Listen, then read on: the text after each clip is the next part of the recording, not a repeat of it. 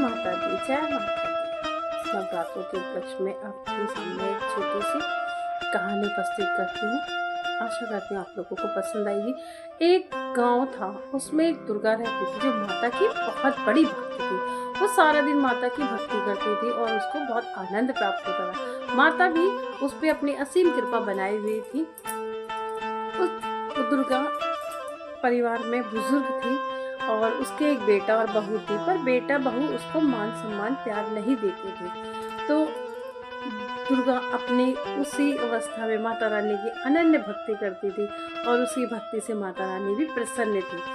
वो दुर्गा चाहती थी कि नवरात्रे आने वाले थे, वो नवरात्रों की तैयारी में लगी थी। उसके पास था कुछ नहीं, बस माता रानी से अपनी मन की बात कहती थी। दुर्गा ने अपने बेटे से कहा, बेटा नवरात्रे आ रहे हैं, मुझे थोड़ा सा पूजा का सामान चाहिए।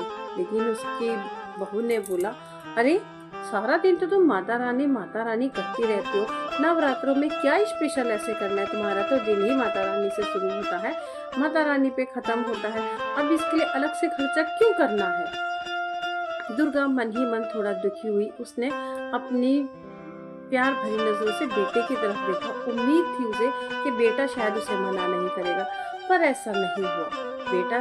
बेटे से उसने बोला, बेटा नवरात्रे आ रहे हैं, माता रानी की पूजा का थोड़ा सा सामान मुझे चाहिए। बेटे ने भी बोला, इसकी कोई जरूरत नहीं है माँ, तुम ऐसे भी भक्ति कर सकती हो। वो दुखी होके वहां से चली गई और माता रानी के आगे सर रख के आंखों से आंसू गिर रहे थे उसके। हे माता रानी, मेरे बच्चों को माफ कर देना, मेरे बच्चे नहीं जानते हैं, पर आप अपनी कृपा हमेशा बनाए रखना और मुझे अपनी पूजा में ऐसे ही लगा के रखना। इतना बोला और उसकी आंख से आंसू गिरते रहे और वो वहीं लेटे लेटे थोड़ी देर बाद उसकी आंख खुली। उसने देखा कि उसका सर थोड़ा भारी है। फिर उसने माता रानी का नाम लिया और अपने कामों में व्यस्त हो गई। कुछ दिन बाद उसकी बहू के मायके में एक शादी थी।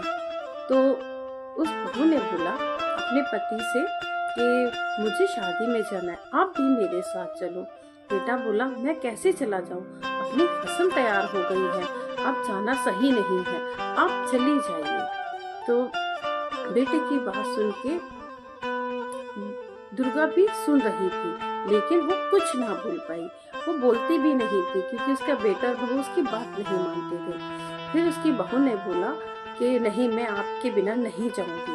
कहीं अच्छा लगता है मायके में ऐसे जाना पति के बिना?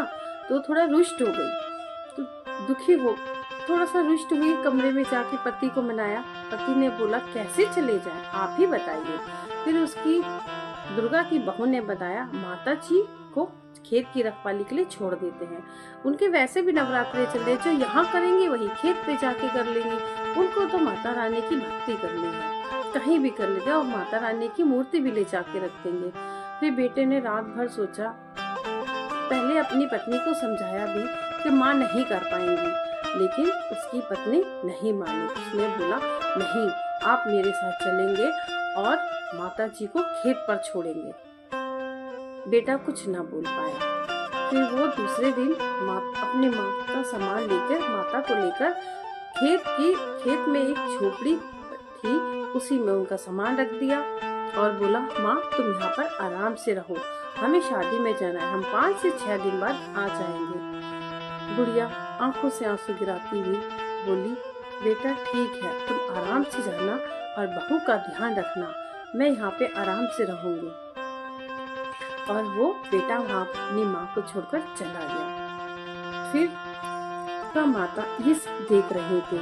उनका शेर बोला, माता ये तो बहुत गलत बात है, ये दुर्गा आपकी कितनी अनन्य भक्त है, आप इसकी रक्षा क्यों नहीं करते, इसकी सहायता क्यों नहीं करते? माँ मुस्कुराती हुई बोली, बेटा पूरे जगत में बहुत लोग मुझे याद करते हैं, सबकी इच्छाएं मैं नहीं पूरी कर सकती, जब जिसका समय आएगा जितना देना है मैं जरूर दूंगी। फिर शेरा शांत हो गया, चुप हो गया, कुछ ना बोला। कुछ दिन बाद नवरात्रे आ गए। वो दुर्गा अपनी वही भक्ति में लगी रही। जो उसे मिलता, फूल मिलते थे, फूलों से पूजा कर देती थी, हाथ जोड़ के दिन भर उनका नाम लिया करती थी। दुर्गा का इतना ही काम था। बस वो अपनी भक्ति में अपनी माता रानी को याद करती, उनको अपने सीने से लगाती, उनके चरणों में अपना सर रखती, आंसू बहाती, प्रेम करती थी वो माता रानी से। और इसी प्रेम के वशीभूत होकर वो माता रानी के अलावा कुछ न सोचती थी, ना समझती थी। एक दिन नवरात्रि का तीसरा दिन था, तब माता रानी अपना रूप बदल के और शेरा से बोला, चलो बेटा अब थोड़ा धरती में भ्रमण करने चलते हैं, बहुत दिन हो गए धरती पे भ्रमण नहीं किया। दोनों शेरा और माता रानी उसी गांव में, उसी दुर्गा के गांव में घूमने आए और दुर्गा के ही घर जाकर बोले, हे माता जी, हम मेरा बेटा भूखा है, इसको कुछ चने दे दो अपने खेत से ताकि ये खा ले, हमारा घर बहुत दूर है, पहुंचने में रात हो जाएगी, आपकी अगर कृपा हो तो मैं अपने बच्चे को थोड़ा भोजन करा दूं। दुर्गा जो माता की अनन्य भक्ति, वो बोली, नहीं, तुम खेत से चने नहीं ले सकते। फिर वो माता रानी जिन्होंने रूप बदला था, वो बोली, अरे ऐसा क्यों, मेरा बेटा बहुत भूखा है, शेरा के लिए बोल रही थी। तो उसने, बुढ़िया ने बोला, अरे रुको, मैं चने लाती हूँ, उन्हें भूंज कर देती हूँ, तब खा लेना, ऐसे कच्चे चने खाएगा तो पेट भी दर्द होगा उसका। तो बुढ़िया खेत पर चने लेने चली गई, चने लेकर आई, उन्हें भूंजा और दोनों को दिया। दोनों लोग बैठ के खाने लगे, अनंत प्रेम से खाने लगे। और खाने के बाद वो बुढ़िया से बोलते, अब हम माता जी चलते हैं, आपके चने में हमेशा याद रखूंगी। और दोनों चले गए। रास्ते में शेरा ने माता जी से कहा, माता जी, इस दुर्गा ने आपकी सेवा की, आपको भोजन भी कराया, जो था उसके पास वही करा दिया, अब इसकी कुछ मदद तो करनी चाहिए। दुर्गा माँ ने बुढ़िया की झोपड़ी की तरफ देखा और अपना हाथ से आशीर्वाद दिया। बुढ़िया पूरी सोने की बन चुकी थी। दुर्गा माँ ने ऐसा आशीर्वाद दिया कि बुढ़िया पूरी सोने की बन चुकी थी। अब पूरे गांव में उसकी चर्चा होने लगी थी, सब उसको रखना चाहते थे। जब उसके बुरे दिन थे तो कोई एक गिलास पानी नहीं पीता था, अब उसको सब रखना चाहते थे, सब उसके पास आते थे, सब उसके पास आने लगे, उसकी बात सुनने लगे और उसके पास बैठ के उसकी माता रानी की कथाएं भी सुनने लगे। कथा सुनते शाम तक बैठे रहते। फिर एक दिन बुढ़िया के बेटा बहू आए, उन्होंने देखा कि उनकी बुढ़िया माँ तो सोने की बन चुकी है, दुर्गा सोने की बन चुकी थी। उसकी बहू ने बोला, माता अब तुम यहाँ नहीं रहोगी, चलो हमारे घर, अपने घर में रहो चल के। बुढ़िया समझ चुकी थी ये लालची है, स्वार्थी है, अब मुझे तो हर कोई रखना चाहता है। लेकिन बुढ़िया ने मना कर दिया, मैं अब कहीं नहीं जाऊंगी, यहीं अपनी माता रानी के साथ किसी कुटिया में रहूंगी। उसने बहुत आग्रह, बुढ़िया की बहू ने बहुत आग्रह किया, मनाया भी, लेकिन बुढ़िया ने साफ मना कर दिया। उसने बोला, अब मैं अपनी माता रानी के सिवा कहीं नहीं जाऊंगी।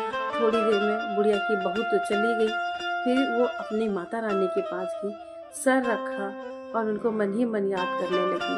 थोड़ी देर में उसके प्राण निकल गए। उसको माता रानी ने उसको अपने पास बुला लिया। उसकी ऐसी भक्ति को देखकर, ऐसी लगन को देखकर माता रानी उसे अपने साथ ले गई। इसलिए कहते हैं, लालच से तो कुछ नहीं मिलता, भक्ति में ही शक्ति है। जय माता दी, जय माता दी, जय।